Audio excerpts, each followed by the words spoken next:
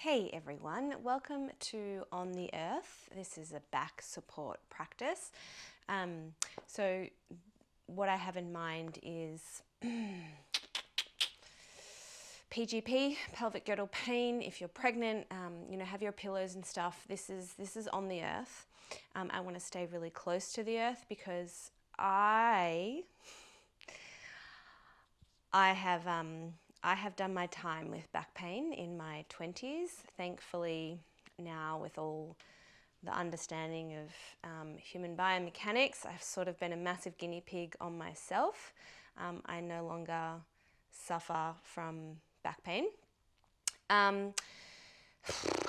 But it's complicated. It's really complicated. So sometimes people have pelvic girdle pain in pregnancy, whether that be at the front, the pubic symphysis, or commonly at the back, your sacroiliac joint. I get a little bit of congestion around my period when my uterus swells, and to be honest, maybe a little bit of ovulation too. So when I get that pressure in the uterus, it makes me feel a little bit pregnant, where my pelvis feels as if it's tilting forward due to the swelling at the front, and then I get a little bit of compression in the back. We can have some congestion the day after training, especially if you've done a very posterior dominant session of deadlifts, swings, and things like that. Your back's not broken, and it's really hard to differentiate when you've dealt or experienced with back pain for a really long time. Often when you train your back muscles, just like you would your quads or your biceps, they pull up tender because you're increasing the amount of skeletal muscle tissue you have on your back, which is a good thing. So this class would be a nice little reprieve that evening or the next day after traveling, like especially really long flights or driving in the car. If it just pops up randomly. The one thing that I hope, I don't really love to give advice, but one thing that I've had to really flip the script is if or when back pain rises in your body, any pain in your body, anywhere, your nervous system is the number one thing we go to first. Pain is a communication signal via your nervous system, and what the pain is trying to do is keep you safe. So I used to see my pain and discomfort as a total disruption to my life. I wanted to get rid of it. I would do anything to try and fix, or ignore and keep going, when really it is just a communication tool. It's like a text message, and the pain is trying to say, hey, I would love your attention. Can we do something a little different? Can we have a look at the entire picture? So zoom out for a little bit. How's your breath mechanics? How's your stress? How's your living situation? How are your finances? Are you taking care of yourself? Pain science is fascinating, and I found that it's often not coming from a mechanical issue, i.e. it's not coming from something you're doing physically. It's often what's kind of happening with the bigger picture. So the first thing you need to do if you're having back pain is just check in with your nervous system and take a moment to say, this pain is not permanent. It is trying to tell me something, and I will work with it to try and resolve and feel better. Don't try and get rid of it. Don't ignore it. But also communicate to yourself that this isn't forever. So let's come and bring a block on medium or low edge. If you're feeling really compressed in your back, go medium. If you are quite heavily pregnant and can't lie down on your back, set some pillows up so you're more on an angle where your head and chest is higher than your pelvis. So what I love to do is use my glutes. I find that helps me get me out of any tipping that I might be doing in my pelvis. And I also like to traction the connective tissue of my lower back. But I also check in with the anterior fibers of my hip. One, do they feel congested and are they lacking blood flow? But 2, are they getting any resistance? So often people think they're really tight at the front of their hips. Often they're really weak at the front of the hips. So let's have a little play with all of that today. So if not too congested, let's go medium edge, feet underneath your pelvis. Place your hands on the low front belly between your coxal points here, these nice big bones, your ASIS points. Take your hands inside of those and rub the belly in an up-down motion. Let's try and position our bridge so that the pubic symphysis joint, this nice ridge you can feel at your pubic bone, is higher than your belly button. So if I put my palm flat here, my fingertips are pointing up higher than the heel of my hand. We get a little bit of involvement of deep TVA. If you had a marble right at your pelvic floor, it's like you're about to suck the marble up. Don't know how I feel about that cue, Amy. Oh well, it's a visual that works.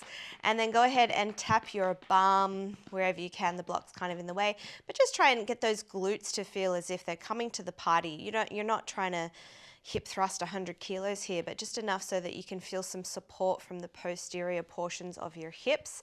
For many people, especially after a long travel day, this position already makes such a difference with how you're feeling in this low back region. From the low bottom rib to the top crest of the posterior superior iliac spine, we're hopefully feeling a little bit of spread and release in the back of the pelvis.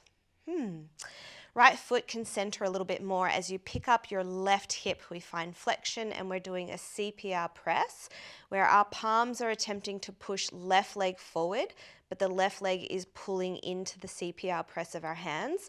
Simultaneously, while you're doing that on the left side, press right foot into the ground so that you're feeling as if you're about to lift off the block. Then breathe. Try and maintain that active flexion on left and strong supportive hip extension on your right for another 5, 4, 3, 2, 1. Place left foot down and switch sides so you're picking up your right, and we're CPR pressing. We have palms pushing into leg, leg pressing into palms. Can that give you the tool and ability to press even more generously in the left foot so you feel that whole left side spark up? And breathe.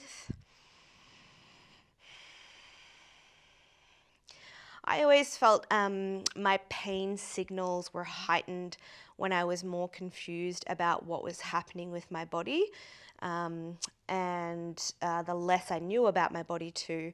And I think that was just my nervous system was like, I don't feel safe in this body. Like, what's happening? Let me just put a little asterisk there that sometimes it's just situational, like when you're pregnant and you're doing all the things that you possibly can, or if you have injury, release, place the block on the low edge under your pelvis. If you have some type of injury, there's just a situation where life has dealt the cards that it has and you're dealing with something that is outside of the norm. The pain isn't your fault. It's not your fault. I think that's really important to remember too. Even if you're doing all of the right things, the pain is not your fault. Okay? Now, can we do this again? Right foot down, left leg up. CPR press the left for 5, 4. You might even press down so much that your bum does lift off the block. 3, 2, 1. Now place the bum down. Can we bring this left heel closer to its sitting bone and add a little bit more flexion in the hip? Some of you might have such great active hip flexion that this knee is really close to the chest. Now picture, you can even lift your head for a moment if you're not pregnant, right? There's something at the head of the mat. I want the angle of the hip to come into a fully open position, and it's like you're trying to push a couch or something with this left foot.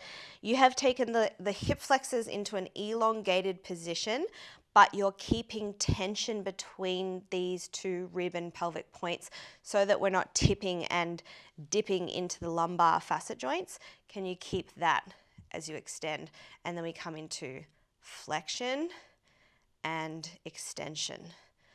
flexion and extension. Do you know, even more so, it's not necessary, but I do love this. If you had, we do it in, what's the class? I think it's in the nervous system. Anyway, if you had a TheraBand wrapped around the top of your left foot and it was tied to something like a pole or a kettlebell or a dumbbell, and every time you pull the hip into flexion, you're loading that hip flexion. That's what I'm visualizing as I pull my left knee in. I'm picturing there's something tied around my left foot and it's really heavy for my left hip to grab. This is called reverse squatting. When we squat, we hinge at our hips and bring our bum down to our heels. When we're lying down, we're putting this nice resistance on your hip flexors, and you're closing the angle of the hip by bringing the leg to the body, which is a reverse way of doing a squat. So I find, one, this is a really nice way to bring blood flow into your hip, but two, make the hip flexion nice and engaged. You feel how warm everything is now? Right? And then now on this last one, I want this left leg to dangle and for your outer right foot to just drop, right knee to drop. But again, keep this tension between ribs hugging down to your pelvic points and that feeling of your pubic bone coming to your navel. Now you're just letting all of this passive hang arrive into that hip.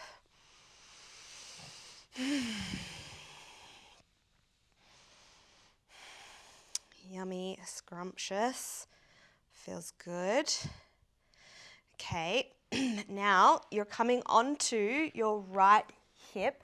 So that top left leg is on top. We have our block in front of us and we're pushing down into the block. We're resting on the right hand as we now open the knees and close. So on your sacrum, where commonly if you're wearing a pair of Lululemons or whatever brand, you have a little logo on the back of your sacrum. Try and keep that logo dead still and only move the femur relative to the pelvis. You're not turning or opening your rib cage up. And the muscles that we're using here to pull the femur in abduction is your glute minimus and medius of the hip. 5 more. 4, 3, 2. The next time you've opened the knee, can you lift your foot to that height? And now imagine there's a red button just above where your left little pinky toe is. Can you try and hit the red button with your little pinky toe and let your left femur spin inward? This is called internal rotation. Press down through the block to get a little bit of emphasis of ribs back. And hold that internal, hold. Try and touch the red button with your outer foot. 3, 2, 1. Now turn the knee up to the roof. Come off your right side and onto the elbow to hook your left thigh in front of your right and then sink into the right set of ribs. When you plug off the ribs, use your hand to open up. TFL external rotators. So we sink and divot. So we'll get a little bit of a glide happening in the rib, but every time you force that hip into a little bit of a passive external, you get this really great ass stretch. And sometimes when we're a tight ass, literally, it can make us feel pretty shitty in the low back as well. 3 more.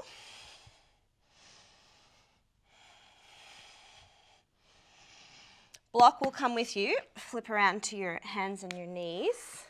Block will be underneath your right knee. I love this one for pre and postnatal. So now, when you're in quadruped, that left knee will obviously be hovered because the block is under the right, but I want you to let your pelvis have a little swivel where the left knee will touch the ground, and then you hitch it back up. And then pelvic divot and hitch back up. You do roughly 10 of those. You're using the front of your neck to support the back of your head. 5 more. So you're using that strength in the hip again and the deep core to plug the femur up. 2 more. Once you've done that, take the block now in between your knees and slice your feet out wider. You might notice because we did all of that internal work on the left, it feels more generous when your feet part. And then wrap under here, but hug the block. I love this when I'm pregnant. If I'm getting any pressure on the front of the pelvis, or I feel really weak and vulnerable in my inner legs from all the relaxin', hugging the block with this internal rotation and then spreading that lumbar connective tissue. Heaven on a stick. You might even like to float your knees, bring the block, squeeze it, squeeze it, squeeze it, and then come on down, spin around. Let's do that on the other side. So block is underneath the pelvis, and we're bringing our right hip up. CPR press, pressure through the left foot. We have a 5-second hold. Welcome to bring the pelvis from the floor. 5, 4, 3, 2, 1. Place the sacrum back down. Can we bring more flexion into both the knee and the hip? Right? Keep the ribs down. And then when I go to push my left foot forward in space, yes, I want an open angle in the joints of the body, but I don't want to let a disconnect and a shortening in the back occur. So really hug and control that. When I lift my leg back in, I'm imagining I'm pulling something really heavy with my foot to load the hip flexors. So I'm not just like moving my leg willy-nilly in space. I'm really imagining like I'm pulling something heavy, loading that hip, and then going back to that extension, but keeping a little bit of frontline tension.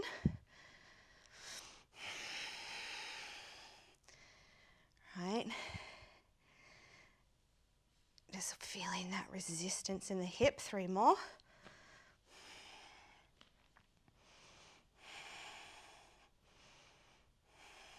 Last one. And now with all that blood flow, that nice use of the tissue, let the leg go long and relaxed. Blade edge of left, knee falls open. You might need to move the block down a little bit or you shuffle your upper body. Again, I don't want pressure on the facet joints, so you have to hug those ribs in, pull the pubis to the navel, and then try and let that nice hang occur. Sometimes rubbing your hip or shimmying your leg can really help drip all this tissue nice and long over the joint. Full breath in and deep breath out. Okay, we're going to roll onto our side. You're now laying on your left hip. Block on low edge just adjacent to your ribs. Bring your knees together. Lululemon symbol stays still. Sacroiliac joint stays still as I move my right hip into abduction. I'm also pushing down on the block just to encourage some tension in the axis of the body. And we're using these lateral hip muscles. So for me is like this really nice equilibrium of balance, stability, strength, but also ease and freedom within my hips and my pelvis and my lumbar and my belly too. This last one, we hold up and we bring the foot in line with the knee, but there's like a nice big red buzzer. We try and get our foot to hit the buzz and back in line and hit the buzz. So I'm really trying to wind my hip into internal, back to neutral, internal, back to neutral. The whole time you're pushing a little down onto the block, keeping slight rigidity in the trunk. Internal rotation is great to create a little bit more space at the back of the pelvis. If you don't have internal rotation, your hip has a really hard time flexing. If your hip has a really hard time flexing, you have a really hard time descending the femur back into the hip socket and putting stretch on the glute. So oftentimes when you run out of room in the hip, what does your body do? It needs to find room somewhere else, so it either goes above or below the joint in which it's struggling to do. often that's your back. So your pelvic lumbar joint often compensates for any lack that the hip might have. Okay, so now we're going to favor a little bit of external. Use the block to press yourself onto the elbow now. Hook the leg and we sink into the ribs. We're going to have a little bit of a lateral spine glide through the ribs, but simultaneously we're pressing the right knee away. Again, trying to get the bum, the ass to have enough space so the head of the femur can descend into the socket. If you don't have that posterior space in the hip, which I'm not great at, you know, it's like I've discovered so many things about the structure of my hip joint, which has not been, hasn't been positive, I won't lie. But it's helped me realize how much I used to use my back as a replacement for what my hip lacks. My hip lacks serious internal rotation and it lacks serious flexion. So it now makes so much sense to me. I work on these things as much as I can. There's only a certain point in which you can change your anatomy, but at least now I know and I have the awareness of things I can improve on, things I have to constantly work on, and maybe things that don't suit me. So now let's take the block underneath the left knee and we'll do our hip divot. So right kneecap touches. Can you feel the imbalance of the pelvis? Now use that strong hip scoop to pick the right knee up and tap it down and lift it up, tap it down and lift it up. 6 to go.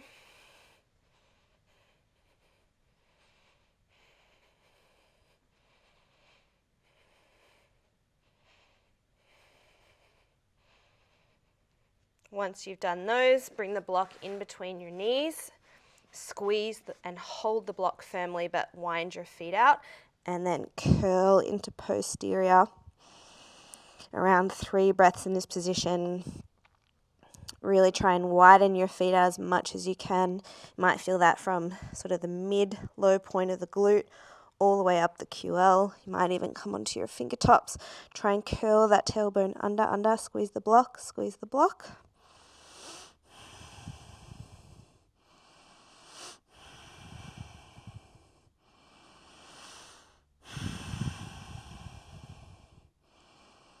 Okay, and release. Now you're taking your feet to a couch or a chair, and if you don't have that next to you, I'll show you how you can do it on blocks. I'm going to go medium height, I think, if that will work. And I want to place my feet up. Otherwise, if you're at the couch, I'd have my feet pressing right up against the couch. You can also do it at the wall. You want to get into a position where the bridge is like higher. Oftentimes that will make you now use a little bit more hamstring as well. Let's come back to this feeling where if you sandwich press front and back of pelvis, the pubis is higher than the navel and the sacrum, like a flashlight, is pointing up. Now I want you to peel ribs off the ground, but try and use your ribs, loop them like a circle, if you see my hands, loop them so they're hugging in and down. You might feel like you drop the shape a little bit in height, but it puts, again, this nice reprieve on the back. Now, I want you to let only right glute either touch or come super close to the floor. I'm going to hover a little bit, and I want to make it feel as if my tissue on the right side of my low spine is trying to stretch long like a string of cheese. And I just put my back bottom rib on the floor. It feels like someone's massaging my back. And then that string cheese, I go and lift it back up. And then I now let my left glute begin to come towards the floor. And like that piece of string cheese, I'm pulling, pulling, pulling. My left glute doesn't kind of touch the ground, but then I lift back up. So what I'm trying to do is take that very dense connective tissue of the thoracolumbar fascia and just tease it open like that piece of chewing gum on stretch or stringy cheese. But I like this because it's not like I'm holding a really long yin passive pose that puts the back on stretch for too long. Not that that's a bad thing, but I often have to question, is people's back pain coming from tightness or lack of strength? And is their lack of strength why they're feeling so much tightness? Because if your body wants you to have a strong back, it then makes sense for your nervous system to create false tension in your body, doesn't it? So this, I'm just keep bringing my right hip down, left hip down. And then from here, I come all the way down and I sort of shake the effort out. You don't have to move the blocks. You can stay on the couch too if you like. We'll come into a figure 4 stretch. Depends on how tight your glutes are. You might keep just your foot on the couch or the block and that's enough. Or if you feel like you want to go a little bit deeper, you can bring yourself into full figure 4. Shoulders are at ease. Put a little bit more flexion on your elbows so that you can use more bicep rather than upper trap. Huge inhale breath into the edges of your ribs. And empty, empty, empty. Can you do one more like that for me?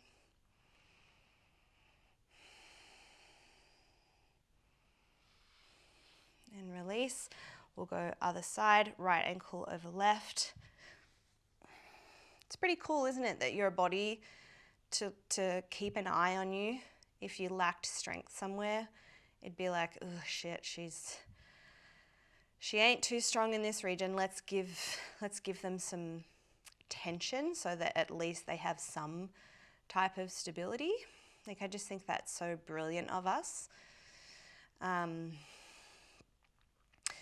So yeah, I hope that, you know, the entirety and the ethos of the platform and all the classes on offer help you learn more about yourself, help you understand yourself a little bit more, show heaps of grace and kindness and compassion to yourself if you've, you know, like me, spent years fixating on the wrong things, looking for answers, and, you know, it's never too late. And whether you'd like to finish the practice seated or lying down, it's nice just to take a moment here. We had a practice again, like on the earth. But hopefully there is some space in the hip, but also a lot of feeling of connection and stability. And hopefully our back got this beautiful traction and, most importantly, some lymph and some blood flow in through there.